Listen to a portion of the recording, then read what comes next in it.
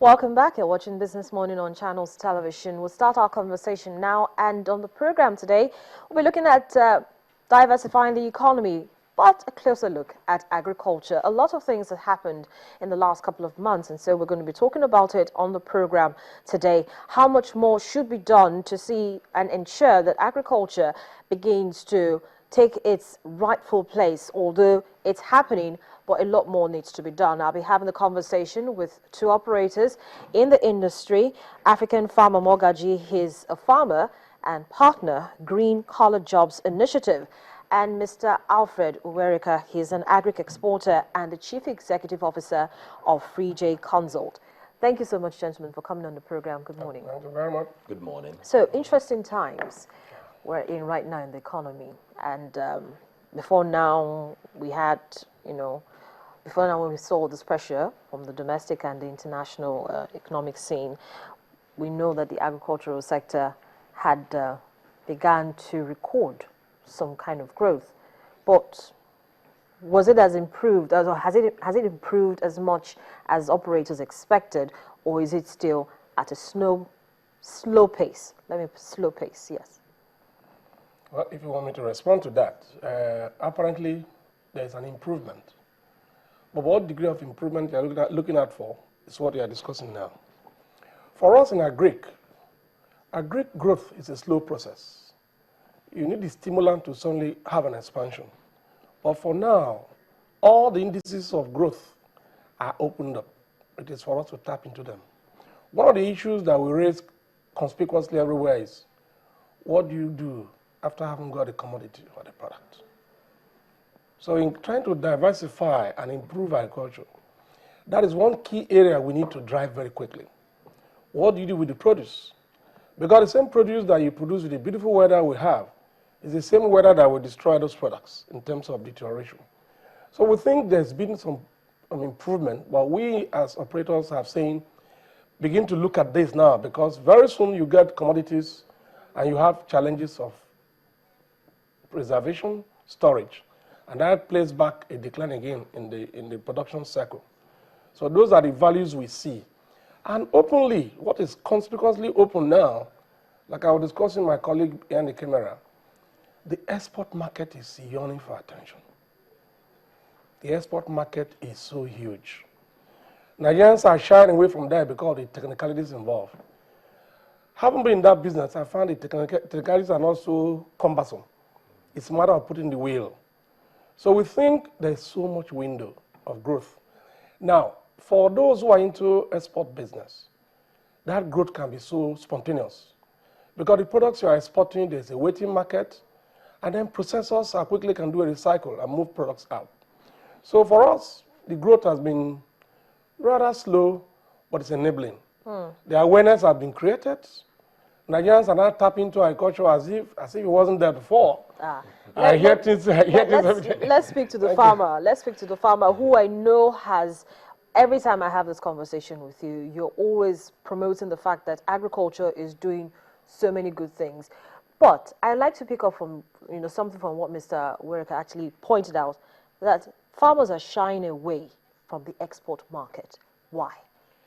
Exposure. Now, if you're into production in the agricultural sector, the facilities you need, the basic amenities, the roads, telecom, basic things required, electricity, it's still way not adequate. So it's a challenge to combine production, processing, and marketing. It's very difficult. It requires specialization. But it's just meant for the farmers to specialize on different areas and allow the value chain of marketing, processing, and exporting to take effect. So, but for like him, who isn't the exporting, the processors, and the marketers, for them to remain in business, they require consistency in supply, which is with the farmers.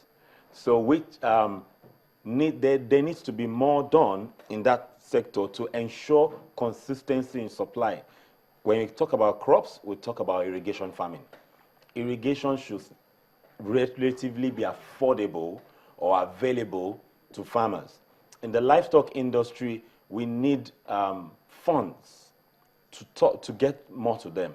There's been more attention to crops than livestock. You will find associations, fertilizers, chemicals, seeds going into the crop production, but you will not find those kind of incentives also at maybe 50% of that scale go into the livestock. So you will still have less in cattle production, in pig farming, even in the fish business.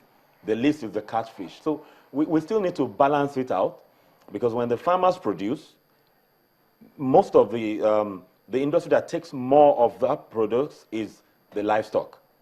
But there's no, the livestock industry is not being expanded. The attention is not given that much. So the glut comes in when the producers, the livestock people, cannot use, that cannot be compared to the capacity in which the farmers are producing.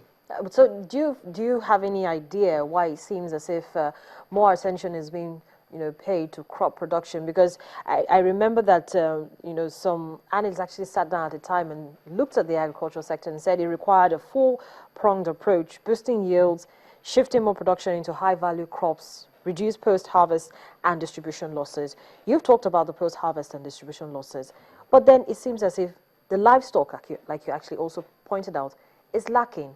So why does it seem as if attention is more on crop production than livestock and even aquaculture?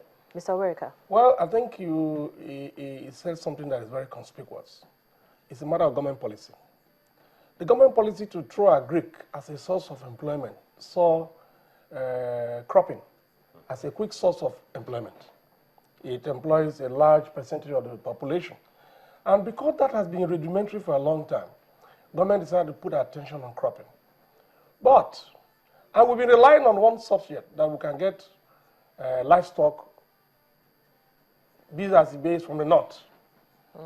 Events are beginning to show that all this should run pari passu. Now, the livestock area comes with a bit of a higher technology. I will tell you that to process livestock is a lot more complex than processing those crops.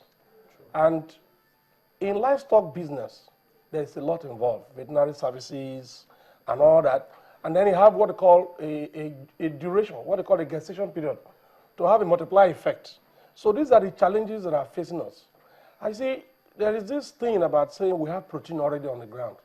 People just go across, just get chicken, and they never see the volume that is not adequate. If you look at the records in America, the average consumption of chicken in this country is very, very low compared to what happens abroad. People eat chicken in different form. Here we eat chicken like a Christmas situation. I remember when we were small, you only eat chicken on Christmas Day, and maybe and then it's a celebration. Birthdays. That's why during Christmas, it's all of us geared up to look forward to that stew that is smelling somewhere. We need to change this. It has changed a little bit when we started having, I would use the word illegal importation of poultry from other countries where you hear the gizzard. There was the history of saying a woman does not eat gizzard. It's a man that you eat the gizzard. To tell you, it's so limited. So the livestock area needs attention now, particularly poultry. For the other aspect of animal husbandry, this is a big area that government has not looked at. Government is still conscious of employment.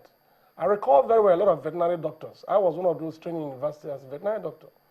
What they were calling us was going to be doctors of cockroaches and rats. They never appreciate the value of the veterinary doctor.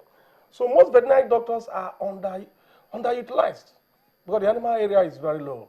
So we need to push it. I think this is a clarion call on the government to look at it again. We had bird flu on now with us. How will the bird flu be limited? It requires a lot of care and inspection of farms. So much is involved in animal husbandry. I think that's why the government did not shy away from it, but said, let's start with cropping.